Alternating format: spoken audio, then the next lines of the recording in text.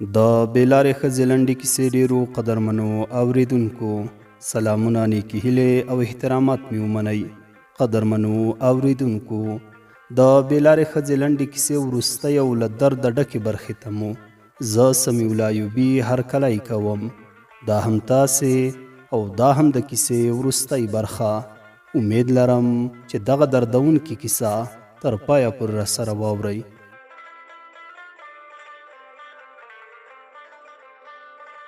چې گویا ته خو همغه ښځه یې، نه بلکل مې ځان پرې نه پوهولو. هغه درد مې پټ په خپل زړه تېراوه. اما څنګه چې وایي علت ورکېږي عادت نه ورکېږي، همداسې ده. زه ورته خوشبین وم، خو د ظالم لور لا هم د خپل عمل نه لاس نه واخیستی. بدبختانه یو ورځ بیا دا زیری را باندې وشو. غزني کې وم، سهار وختي لمونځ مې لا نه و کړی. تیاره وه چې د مور له موبایل نه مې زنګ راغلو. بې وخته زنګ راتلو یې ورخطا شوم. زړه کې مې وویل الله دې خیر کړي. موبایل مې وکېکړ تر څو مې بلې ویل. د پلار غږ مې په جګ آواز ډېر غوسناک او دردېدلی غږ راغلو. راته ویې ویل څاروانه اورې؟ ما ورته وویل هو اغا جانه اورم، خیرت دی؟ پلار مې راته وویل خیرت زموږ په نصیب کې نشته، چې هر څنګه یې کوې راشه د دې فاحشې د نوره یوه غمه وکړه. تر دې خبرې وروسته یې غږ ګډوډ شو. څه پلار ډېر قهرجن و، سم نه شو غږېدلی. څه د شبکې ستونزه وه. بالاخره ګوشي مې مور واخیسته. که څه هم ژړل یې، خو بیا هم نسبت پلار ته مې څه ناڅه خبره صحیح کېده. په سلګو سلګو کې راته وویل. یو ځل څو ورځې مخکې د شپې مې حویلۍ کې بشکې ډکولې. د کلا له شانه ستا د کوټې بام ته تیږې راوار شوې. د بام له څنډې حویلۍ ته راولوېدې. چې اغا جان دې ور ووتلو څه شی ونه لیدل، خو د پښو دربا مو یې واورېده چې څوک وتښتېدل. هغه خبره مو له تا نه پټه کړه. بیا مې د ښځې ته ویل نوره به زه هم د شپې ستا سره اتاق کې څملم. لکه چنګړی داسې راوشکېده. راته ویې ویل له ما سره مه څمله، په ځان او په لور دې پیره وکړه. زه څوک نه راسره پرېږدم. نور مې هیڅ ورته ونه ویل. خوله مې پټه ونیوله. ترې را روانه شوم. نن بیا د شپې 12 بجې وې. د دروازې د قید په ورو ورو کړپې راویښه شوم چې ځان مې سمره بیداره کړ. ورته غوږ شوم. ډېر په آرامه مې د دروازې د خلاصېدو غږ هم واورېده. زر مې دې په اغا جان غږ وکړ چې دروازه خلاصه شوه. څوک را ننوتل. په دې سره معصومه هم راویښه شوه. اغا جان دې تر مخ شو، زه له اخره پسې شوم. د دهلیز ور یې چې راخلاص کړ، مخامخ ستا د اتاق په زینو کې دا خریمه تر مخ وه. 2 کسه غلي غلي پسې وو. غوښتل یې اتاق ته ننوځي. زموږ د وره ور خلاصېدو سره دا فاحشه زر اتاق ته ننوتله. هغه نور 2 بیرته په شا رامنډه کړل او وتښتېدل. د سپوږمۍ رڼا وه، خو موږ ونه پېژندل. تر دروازې چې ووتل معصومې له کړکۍ نه لیدلي وو. ویل یې یو مې ونه پېژانده، خدای زده څوک وو. دا بل د پلوشي خپل د کاکا زوی وو. خو هر څوک چې وو دوی خپله مخه ونیوله لاړل. اغا جان دی چې واپس له دروازې تر راوګرځېده. د بیلر پایپ یې راواخیسته. دې فاحشې ته ورغلو. لومړی خو یې ور ورته نه خلاصاوه، ځان یې په ویدو اچولی وو. چې ور یې خلاص کړ، خدای زده کوم پایپ یې وهلی وي او که نه. سپین ږیری سړی دی، چیرې د بیچاره زور پرې رسېږي. پایپ یې کلک ونیولو. دې هم سمې منګولې ور اچولې لکه کچي داسې کړچېدله. منکره شوه. ویلې زه په هېڅ هم نه یم خبره. کور ته به مو غله راغلي وي. د مور کیسې لا دوام درلود. په خبره کې ور ولوېدم. مورې اوس مه ترې ژاړئ. ما خو 1 کال مخکې پیر په لاس کې ورکاوه. تاسو یې مخکې ودرېدئ. که نه ما ان له اولې ورځې پېژندلې. سترګې د ښځې نه دي او نه به په ټول ژوند ښځه شي. لا مې خپلې خبرې نه وې تکمیل کړې چې بیا مې د مور په جګ آواز د ژړا سره ګډ غږ تر ما تیر شو. کاشکې زویه همغه وخت مو ستا په خوله کړي وی. د دې سپک لوښي نه مو ځان خلاص کړی وی. داسې پښېمانه یم لکه هندو په کلمه. ما ورته وویل ژاړه ما خیر، اوس هم چې راسره موافق شوئ سمه ده. اغا جان ته ووایه چې ځان تیار کړي. زه هم دا اوس دې ته هم زنګ کوم تر څو زر تر زره یې مخ ورک کړي. فقط ورته ووایه خپلې دروازې ته یې له لارې ورخوشې کړه. نور ته تر راځه. اگر چې نسبت د دې تیر اختیارۍ ته، خو شیطان راته وایي تر څو هم دا اوس در روان شم. داسې درس ورکړم چې 1 پشت نسل ته یې هم درس پاتې شي او بیا د چا د عزت او دروازې سره داسې لوبې ونه کړي. مور مې راته وویل نه زویا، هلته د خور د دې کفارو په کور کې ده. خدای نه خواسته چې بیا د دې فاحشې کسور تر هغې ملنګې ونه باسي. اوس یې هم په اور پخه کړي. اول دې ښه خبره وکړه، فقط یې مخ ورک کړئ. وروې شړئ، زموږ د ځورولو دروازې د سپکولو سزا د خدای ورکړي. ما ورته وویل سمه ده مورې، لمونځ مې نه دی کړی، ځه الله مو مل شه، زه مو وروسته احوال اخلم. له همدې سره مې د مور نه تماس راقطع کړ. پلوشې ته مې زنګ وکړ. له اوکې سره سم یې په ژړا کې راته وویل بلې څروانه اورې؟ ما ورته وویل هو اورم پاهیشي. تا بیا خپل عمل ترسره کړ او ژاړې هم لا ته؟ د ښځې د مکرجنې ژړا غږ لا لوړ شو او په قسمونو یې پیل وکړ چې گویا مور او پلار دې دروغ وایي. زه په هیڅ نه یم خبره، کور ته غله راغلي او که هر څوک وو دوی یې په ما را اړوي. خبرې لا نوې خلاصې غږ مې پرې وکړ. بس نوره خبره ختمه ده، ډیر وخت مې درکړ، عذر مې درته وکړ، د خدای لحاظ مې درته وړاندې کړ، خو ودې نه منلو. اوس مې د دې بابولالو د اورېدو لپاره زنګ نه دی درته وهلی، څنګه چې مې پس له عذر زاریو درته ویلي وو. نور له همدې لحظې زما لخوا په 100 طلاقونو طلاق یې. ورشه د هغه چا سره واده وکړه چې زما او زما د کورنۍ پاته او عزت دې ترې قربان کړ. له دې وروسته ستا لپاره زما په کور کې د یوې دقیقې تم کېدو لپاره هم ځای نشته. ورځه آغا جان مې حویلۍ کې درته ولاړ دی، تر خپلې دروازې پورې د رسوي. فقط زر تر زره د مخ ورک کړه. نور مې تماس ترې راقطع کړ.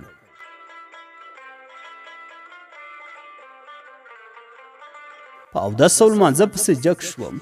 نیم ساعت وروسته مې بیا مور ته زنګ وکړ. له سلام وروسته مې ورته وویل مورې څنګه مو وکړل؟ مور مې راغبرګه کړه. الله زویه داسې نخرې وکړې، تا چې د تلو ورته ویلي وو. حویلۍ ته راووتله، په سپکو یې شروع وکړه. په خپلو مټو سینو یې خولې لګولې، ځان یې تک شین او زخم کړ. په همغه حالت ته کې تنها له کوره ووتله. د ولایت سړک ته ور واوښته. آغا جان مې د اخره پسې ورولېږلو. تر څو سړک ته ورسېدو دا موټر ته ختلې وه. آغا جان دې واپس کور ته راغلو. ما ورته وویل ښه یې کړي چې واپس تر راغلی، بلا مو پسې ما پسې ګرځئ، انشاءالله هیڅ هم نه کیږي. زه مو احوال اخلم، که ضرورت شو همغه ساعت ځان ته رسوم. فعلا زما دنده شروع شوه، خدای مو مل شه. مور مې راته وویل ښه زویه ځه مخې ته دې ښه، خدای دې وساته. تماس مو قطع کړ. په دې نه وم خفه چې ښځې ته مې طلاق ورکړ، یا مې ژوند ګډوډ شو. یوازې خور عالیې ته مې اندېښنه وه. د غرمې د ډوډۍ په مهال چې له کارخونې د وتلو اجازه راکړل شوه، بهر راووتلم. زنګ مې ورته ووهلو، موبایل یې خاموش و. له دې سره مې اندېښنه لا زیاته شوه. لنډه دا چې مازدیګر مې بیا زنګ ورته وکړ. دا ځل هم زنګ ورنغلو. له دې سره مې بیخي زړه ور وختلو. کور ته مې زنګ وکړ. مور پلار او کورنۍ، خور مې معصومه هم په دې اندېښمن وو چې د عالیې موبایل خاموش و. هیڅ احوال یې نه ترې درلوده. مور ته مې ډاډ ورکړ چې خیر خدای به هر څه اسانه کړي، ډېره اندېښنه مه کوئ. سبا زه له شرکت نه رخصت اخلم ورځم، وینم یې. په دې سره مې ګوشي پلار واخیستله. راته ویې ویل ته مه راځه زویه چې له کار نه دې ونه باسي، لار هم ډېره ده. سهار مې چې چای وخوړ زه ورځم احوال یې اخلم. ما ورته ویل سمه ده آغا جانه، زه یا ته، مقصد چې یو څوک ورشو له حاله ځان خبر کړو. پلار مې راته ویل هو زویه مه راځه، ارامه اوسه، سبا انشاءالله زه ورځم. په همدې خبره مو د خدای پامانۍ په کولو سره تماس قطع کړ. د شپې تر تېرېدو وروسته سهار مې بیا لومړی عالیې ته زنګ وکړ. شبکې همغه ځواب راکړ چې گویا موبایل خاموش دی. بیا مې کور ته زنګ وکړ. له سلام او حال احوال تر پوښتنې وروسته مې پلار وویل زه کور ته ور روان وم، خو همدا اوس د عالیې له خسرخیلو نه چا زنګ کړی و. ویل ستاسو لور ته هم خاوند طلاق ورکړی، لږ ناروغه وه، د سپین ماڼه روغتون ته مو راوستلې، پسې راشئ در یې ولی. دا دی اوس له دروازې ووتلو. زه او مور دې دواړه روغتون ته روان یو. که څه هم زړه مې سخت درد وکړ، خو پلار ته مې ورغبرګه کړه ښځه خدای مو مل شه، په خیر ورشئ، څه چې تقدیر وي بله نه کیږي، همدې کې به مو خیر وي. نور مو تماس قطع کړ. بالاخره دوی چې کله روغتون ته ورسېدلي وو، لور یې عالیه د بستر په چپرکټ پرته وه.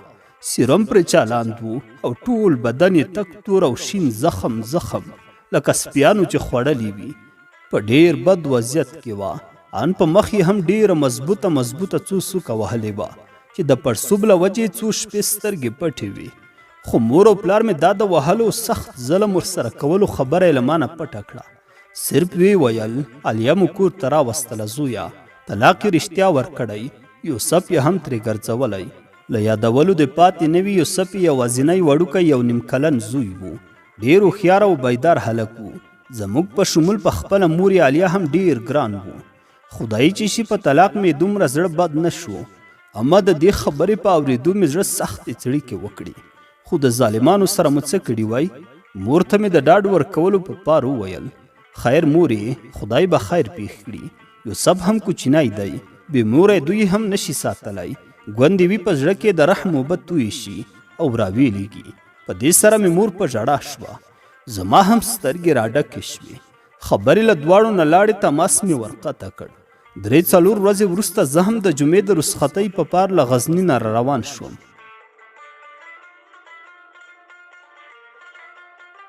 خو له بده مرغه کور ته د رسېدو سره سم مې د علیې په ډېر بد حال سترګې ولګېدې. لا یې هم د مخ پړسوب نه و ناست، بدن یې زب زب ټوله تکه توره او شنه وه. ما ورته ویل دا ولې؟ په جواب کې راته وویل پلوشه په چیغو او ژړا کور ته راننوتله. لاسونه او غاړه په وینو سره وو. ویل ټول را باندې راټول شول. لومړی یې ښه ووهلم، له وهلو وروسته تر دروازې بهر ایساره کړم چې نوره زموږ نه یې پکار، ورځه خپل کور ته دی. په دې سره دوی د خپلې غصې سړولو لپاره په ما راټول شول.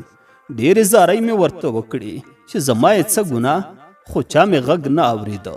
آخر کې کریم په مخ په سوک وهلم. نوره نه یم خبره شوې. روغتون کې په هوش راغلم.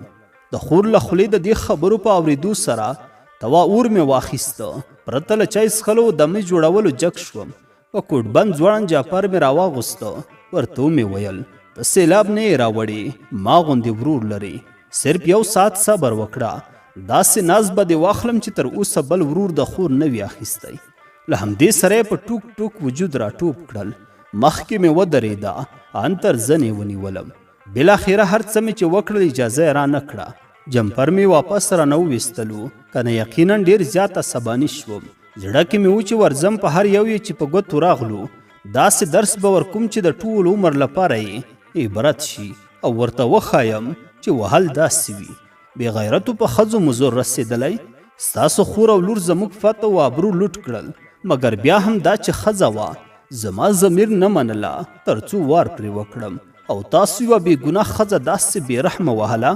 خو په هر راز د خور د سخت ممانعت له وجې مجبور شوم. هر څه مې خدای ته وسپارل. شپې ورځې هم داسې تېرېدې، که څه هم نور آرامي شوه.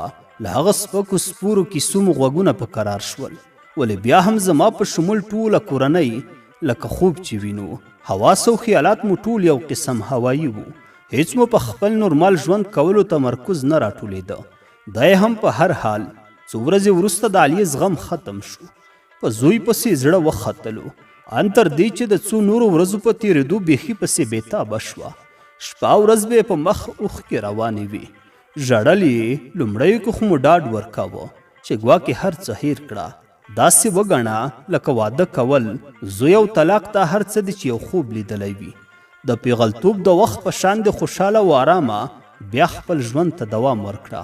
مګر څنګه چې وایي که زړه ته سل تسلي ورکړم، که زړه ته سل تسلي ورکړم، سترګو لیدلی جانان کله هېروینه. د دې هم له یوسف نه زړه نه صبرېده. بالاخره تنګ یې کړو. بله ورځ مې ورته په غوسه وویل انسان ته یو ځل خبره وشي، له دې وروسته دې په مخ اوښکې ونه وینم. نور غمونه او اندېښنې مو کم دي، خو دې خوارکۍ په ځان او خپله ژړه واک نه درلود. اما له دې پس به یې زموږ نه پټ پټ ژړل. کله به یې د اتاق ورپسې قلب کړی و، کله به بله خانې ته پورته شوې وه، هلته به یې ژړل. هر سهار به چې راپاڅېده بالښت به یې په اوښکو لوند او خشت و. ټوله شپه به یې ژړلي وو. ان تر دې چې 6 میاشتې وروسته ډېر سخت عصبي تکلیف ورته پیدا شو. بسته یوه شپه ورځ به بېحاله شوه، په هیڅ هم نه خبرېده. سره د دې چې ډېرې دوایي مو هم پرې وکړې، خو ښه نه شوه. همغه شان عصبي حملې به پرې راتلې. پوره شپه یا ورځو به بېهوشه وه، رڼې سترګې به یې نیولې وې. نور یې نه څه خوړل نه یې څښل. صرف کله کله به یې همدا بېحالۍ کې هم د یوسف نوم واخیسته. خو څنګه چې مې وړاندې وویل سره د هر ډاکټر د دوا خوړلو ناروغي د هرې ورځې په تېرېدو سره لا زیاتېده. لنډه دا چې یو کال پسې خپل مظلومانه روح لا یزال څښتن ته وسپاره، په حق ورسېده. عمله بده مرغه ان تر سا ورکولو وروسته مو هم چې هر څه پرې وکړل لا یې هم سترګې پټې نه کړې. بالاخره د خپل وړوکي زوی یوسف جان د لیدلو په ارمان مو یې لوڅې سترګې په لحد کې کېښوده او خاورې مې پر ور واړولې. انا لله و انا الیه راجعون.